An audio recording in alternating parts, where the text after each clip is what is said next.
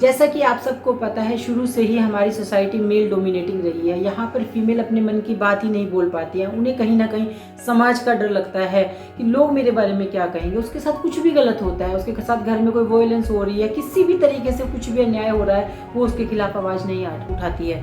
वो चुपचाप बर्दाश्त करती है, सिर्फ समाज के डर की वजह से कि लोग मेरे बारे में क्या कहेंगे। लेकिन अब समय बदल चुका है। आज की जो फीमेल है, आज की जो लड़की है, वो अपने हक के लिए लड़ती है। अगर उसके साथ कुछ भी गलत होता है तो वो उसके खिलाफ आवाज़ उठाती है। वो बिल्कुल परवाह नहीं करती कि समाज क्या कहेगा या फिर लोग क्या कहेंगे। तो अगर आप भी एक ऐसी महिला है जिसके साथ कुछ भी गलत हो रहा है और आप उसको चुपचाप से बर्दाश्त कर रहे हैं कि लोग क्या कहेंगे, तो आज की कहानी आपके लिए है। आज की कहानी अनुभा और राजीव की कहानी है। दोनों ने 20 साल पहले लव मैरिज की थी। दोनों बहुत खुशी से रहते हैं। 20 साल हो गए शादी को, 2 बच्चे हैं, एक बेटा है, एक बेटी है। मतलब कहने का यही है कि घर परिवार बहुत अच्छे से चल रहा था। लेकिन अचानक एक दिन अनुभा के पास उन दोनों के कॉमन फ्रेंड है राहुल, उनका फ़ोन आता है। राहुल अनुभा को बताता है कि आज मैंने राजीव को मार्केट में किसी दूसरी लड़की के साथ देखा। अनुभा को बिल्कुल भी विश्वास नहीं होता है। वो उसकी बात को सीरियसली नहीं लेती है, मजाक में टाल देती है। ऐसे ही करके फिर धीरे धीरे करके टाइम निकलता चला जाता है। फिर एक दिन दोबारा से राहुल का अनुभा के पास फ़ोन आता है और उस दिन फिर से वो अनुभा को बताता है कि आज फिर से मैंने राजीव को उसी लड़की के साथ बाजार में देखा। अब कहीं ना कहीं अनुभा के मन में थोड़ा सा डाउट आ जाता है, लेकिन वो राहुल को बिल्कुल भी एहसास नहीं होने देती कि मुझे कोई भी दुख हो रहा है या फिर मैं तुम्हारी बात पे विश्वास कर रही हूँ। और वो उसको ये बात कह के टाल देती है कि हो सकता है तुम्हें कोई धोखा हुआ होगा, और बात कह के ख़त्म कर देती है। जैसे ही वो फ़ोन रखती है तो उसके मन में 10 तरह के सवाल आने लग जाते हैं। वो सोचती है कि राहुल मेरे साथ ऐसे बार बार क्यों मजाक करेगा। राहुल ने पहले भी ऐसी बात बताई थी, राहुल ने आज भी मुझे ये बात बताई है। अगर वो दोस्ती के नाते मैं समझूँ कि वो मेरे साथ मजाक कर रहा था तो एक बार मजाक कर लेता, अब दोबारा क्यों करेगा, एक्सेट्रा एक्सेट्रा। मतलब उसके मन में 10 तरह की बातें आने लग जाती है कि कहीं ना कहीं एक डाउट उसके मन में आ जाता है। अब पर उसको डर लगता है कि मैं राजीव से ये बात कैसे पूछूं। अब राजीव से पूछूं, मेरे पास कोई सबूत भी नहीं है। अगर मैं राहुल का नाम लेकर बताऊंगी तो हो सकता है उन दोनों के रिश्ते खराब हो जाएं। वो अपने आप से ही इन बातें के बारे में सोचने लग जाती है। लेकिन जब मन में कोई ना कोई बात घर कर जाती है तो हम हर वक्त उसी बात के बारे में सोचते हैं, और ऐसा ही अनुभा के साथ हुआ। अब अनुभा क्या था, हर समय राजीव के जो हाव भाव थे या फिर जो भी उनकी हरकतें थी उनको ऊपर ऑब्जर्व करने लग गई उन चीज़ों को, और थोड़ा थोड़ा उसको भी डाउट आने लग गया था। एक दिन उसने सोचा कि चलो मैं राहुल से मिलकर आती हूँ और उससे पूछती हूँ कि उसने ऐसा मुझसे क्यों कहा। तो वो राहुल से मिलने के लिए जाती है और राहुल उसे सारी सच्चाई बताता है कि मैंने 2 बार राजीव को एक लड़की के साथ में देखा और ये कोई मेरा धोखा नहीं हो सकता है।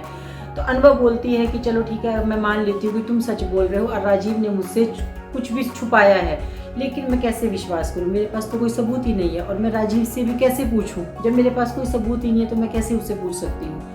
तो राहुल उस अनुभा को बोलता है कि ठीक है, अगली बार अगर ऐसा कुछ होगा तो मैं तुम्हें कुछ ना कुछ सबूत ला कर दूंगा। तो जब राहुल के दिमाग में अब ये बात बैठ जाती है कि मुझे राजीव के खिलाफ कोई ना कोई सबूत अब लेकर ही आना है, तो वो राजीव के ऊपर नज़र रखनी शुरू कर देता है। और एक दिन फिर से राजीव को राहुल उसी लड़की के साथ में देख लेता है और उन दोनों की एक फ़ोटो खींच लेता है। जब वो फ़ोटो खींच लेता है तो फिर वो अनुभा के पास जाता है और उसको बताता है कि आज फिर से मैंने राजीव को उस लड़की के साथ देखा और मैंने उन दोनों की ये फ़ोटो ली है। अब अनुभा को विश्वास हो जाता है, क्योंकि वो फ़ोटो देखकर समझ जाती है कि राजीव का उस लड़की के साथ में कुछ ना कुछ अफेयर जैसा चक्कर चल रहा है। अब अनुभा परेशान हो जाती है। अब वो सोचती है कि मैं राजीव से कैसे बात करूं, क्योंकि कहीं ना कहीं हर औरत को लगता है 20 साल का हमारा रिश्ता है, ऐसा नहीं हो सकता। एक विश्वास होता है, एक प्रेम होता है, प्यार होता है, तो डर लगता है उसे, हर चीज़ से डर लगता है। उसको लगता है कि अगर 1% मेरे पास ये फ़ोटो भी है, उसके बाद भी कुछ गलत हुआ तो हमारे मन में दूरियां आ जाएंगी। वो 10 तरह की बातें सोचने लग जाती है। लेकिन जब वो बार बार राजीव की हरकतों को देखती है तो उसका डाउट बढ़ता चला जाता है। फिर एक दिन वो राजीव से डायरेक्टली पूछ लेती है कि मैंने तुम्हें किसी लड़की के साथ बाजार में देखा था, तो वो क्या था। तो राजीव मना कर देते हैं कि तुम ऐसे कैसे सोच सकती हो मेरे बारे में, ऐसा तो हो ही नहीं सकता, मैं तुमसे बहुत प्यार करता हूँ, बच्चों से बहुत प्यार कर सकता हूँ, कह के बात को टाल देता है। लेकिन फिर भी कहीं ना कहीं अनुभा मन ही मन परेशान रहती है। उसको लगता है कि राजीव मुझसे ऐसा क्यों छुपा रहे हैं और ऐसा क्यों कर रहे हैं। जब हमारा इतना अच्छा परिवार है तो राजीव को ऐसा नहीं करना चाहिए। तो अब क्या था, अब फिर से उनके बीच में थोड़ी थोड़ी सी दूरियां आनी शुरू हो जाती है, क्योंकि देखिए कहीं ना जब तक हम किसी के ऊपर विश्वास करते हैं, जब हम किसी की अच्छाई देखते हैं तो हम उसके अंदर बुराइयां नहीं देखते, हम सोचते भी नहीं है कि वो कुछ गलत भी कर सकते हैं। ठीक है। जब हम किसी से थोड़ा सा भी नाराज होते हैं, गुस्सा होते हैं या हमारे मन में उसके खिलाफ कोई बात होती है तो हमें उसकी बुराइयां नजर आनी शुरू हो जाती हैं। तो ऐसे अनुभा के साथ था। कहीं ना कहीं दोनों का व्यवहार अब चेंज होने लग गया था। एक दिन फिर से अनुभा राजीव के सामने वो फोटो दिखा देती है और उसको बोलती है कि मैंने आपको इस लड़की के साथ देखा था, अब आप मुझसे झूठ नहीं बोल सकते और आप मुझे सच बताइए। अब राजीव बौखला जाता है, उसका चेहरा पीला पड़ जाता है, उसको लगता है कि इसने मुझे कैसे देख लिया, इसको कैसे पता चल गया। राजीव अनुभा का फोन फटाफट से छीन लेता है और उसके फोन में से वो फोटो डिलीट कर देता है और अकड़ के बोलता है कि हाँ, मेरा इस लड़की के साथ अफेयर और मैं इस लड़की के साथ रहना चाहता हूँ, पर तुम्हारे पास क्या ऑप्शन है, तुम कहाँ जाओगी 2 बच्चों को लेकर, तुम्हें भी यहीं पर रहना पड़ेगा और तुम्हें मेरे साथ ही रहना पड़ेगा और मैं उस लड़की को भी नहीं छोड़ूंगा। अब अनुभा बहुत ज़्यादा परेशान हो जाती है, वो रोने लग जाती है। वो राजीव को समझाने की कोशिश करती है कि हमारा इतना अच्छा परिवार है, आपको ये काम नहीं करने चाहिए, लेकिन राजीव के जिद पे अड़ जाता है कि नहीं, मैं उस लड़की को भी नहीं छोड़ सकता हूँ। अब अनुभा क्या करे। अब दोनों में बहुत लड़ाई होने लग जाती है, दोनों में मार पिटाई भी होती है। राजीव अनुभा के ऊपर हाथ भी उठाता है। बच्चे भी ये सब देखते हैं कि ऐसा हमारे घर में हो रहा है। बच्चे भी, जब बच्चे बड़े हो जाते हैं, वो सब चीज़ें समझते हैं। तो धीरे धीरे करके रोज़ उनके घर में यही सीन चलता है, रोज़ लड़ाई झगड़ा सब कुछ होता है। बच्चे भी डरे डरे सहमे सहमे रहने लग जाते हैं, वो अपनी माँ के साथ रहते हैं हमेशा।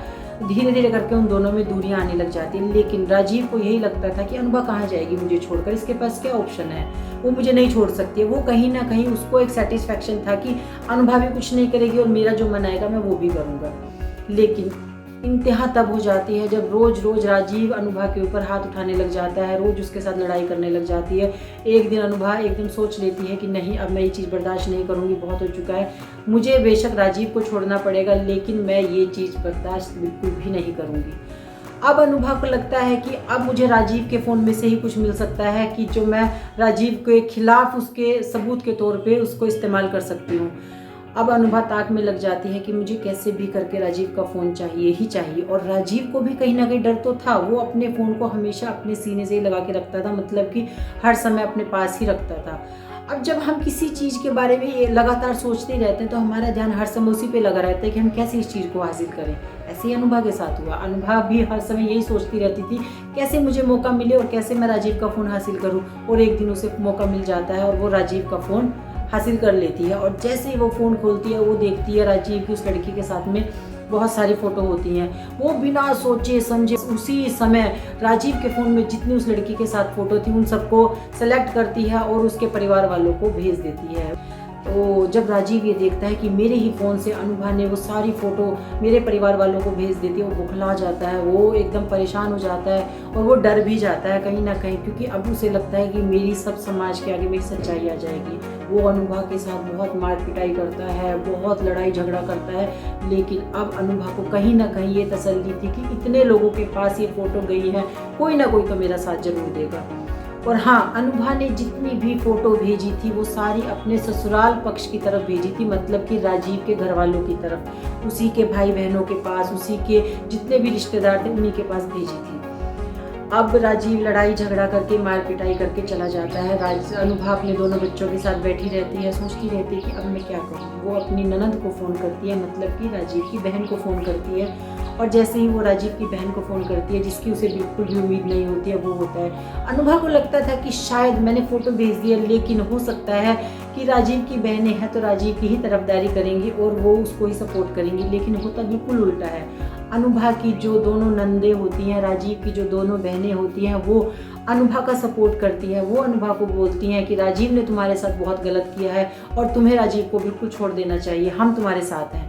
और ऐसे ही करके परिवार में जिन लोगों के पास फ़ोटो गई थी, जिन लोगों के अनुभा ने जिन लोगों से भी बात की, सब लोग अनुभा के साथ हो जाते हैं। अब अनुभा को लगता है कि मेरा पूरा परिवार मेरे साथ है और अब उसकी एक ताकत बढ़ जाती है। देखिए, यहाँ पर एक बात सीखने को मिलती है कि आपको ये नहीं देखना है कि हम ससुराल पक्ष से हैं या मायके के पक्ष से हैं, किसी के भी साथ भी गलत होता है, चाहे वो लड़की गलत कर रही है या फिर लड़का गलत कर रहा है, जिसके साथ गलत होता है आपको उसका पक्ष लेके उसका साथ देना चाहिए, ना कि ये देखना चाहिए कि ये मेरे परिवार का है उसका मुझे साथ देना। अक्सर क्या होता है, जिसकी गलती होती है उसके परिवार वाले फिर भी उसी का साथ देते हैं, उसी का पक्ष लेते हैं, लेकिन ऐसा नहीं होना चाहिए।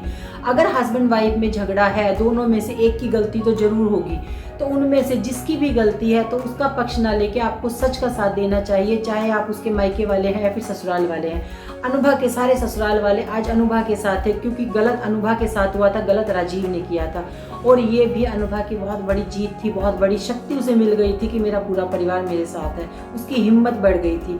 तो हमेशा एक औरत की हिम्मत को बढ़ाना चाहिए अगर उसके साथ कुछ भी गलत होता है। दोनों नंदे होती हैं, वो अनुभा को और बच्चों को अपने साथ ले जाती हैं और एक घर का इंतजाम करती हैं उसके लिए कि अब आप राजीव को बिल्कुल छोड़ दो, हम आपका साथ देंगे। और अनुभा को दोनों बच्चों को किराए पे घर लेके देती हैं, उनको जो भी सामान चाहिए होता है उसका अरेंजमेंट करती हैं। और फिर वो अनुभा के साथ खड़ी हो जाती हैं कि अब आप राजीव को तलाक दो, हम आपका साथ देंगे। तो अनुभा राजीव को तलाक देती है और पूरा खर्चे की जिम्मेदारी राजीव के ऊपर आ जाती है। पर अब राजीव को लगता है कि ये गलत हो रहा है। राजीव माफ़ी मांगने की कोशिश करता है अनुभा से भी और बच्चों से भी। राजीव को लगता है कि मेरा पूरा परिवार मुझे छोड़ के चला गया है, जिसकी उसे बिल्कुल भी उम्मीद नहीं थी। उसको तो लगता था कि मैं जो भी करूँगा अनुभा चुपचाप घर में पड़ी रहेगी और मैं बाहर अपनी मर्जी से जो मर्जी करूँगा। लेकिन अब उसको लगता है कि मेरा समाज में सब जगह मजाक उड़ गया है और मेरा परिवार भी मुझे छोड़ के चला गया है। तो अब वो बहुत कोशिश करता है कि अनुभा से भी माफ़ी मांगता है, बच्चों से भी माफ़ी मांगता है, अपने परिवार से भी माफ़ी मांगता है, लेकिन कोई उसे माफ़ नहीं करता है क्योंकि उसकी गलती बहुत बड़ी थी। बच्चे भी उसको माफ़ नहीं करते हैं। बच्चे अपनी माँ के साथ बहुत खुशी से रहते हैं। आज अनुभा एक किराए के घर में रहती है, अपने दोनों बच्चों के साथ बहुत खुश है, दोनों बच्चों को पढ़ा रही है और सारा खर्चा राजीव ही करता है। तो इस कहानी को देखने के बाद आपको क्या सीख मिलती है? सबसे पहली सीख तो जो राजीव ने किया वो बिल्कुल नहीं करना चाहिए। जब एक आपका परिवार हो गया, आपकी पत्नी है, आपके बच्चे हैं, तो आपको इधर उधर अफेयर के चक्कर में बिल्कुल भी नहीं पड़ना चाहिए। दूसरी बात, अनुभा ने क्या कदम उठाया है, इस कदम से भी बहुत सारी महिलाओं को सीख लेनी चाहिए कि अगर आपके साथ कुछ भी गलत होता है तो पहली बार में ही उसके खिलाफ आवाज़ उठाइए।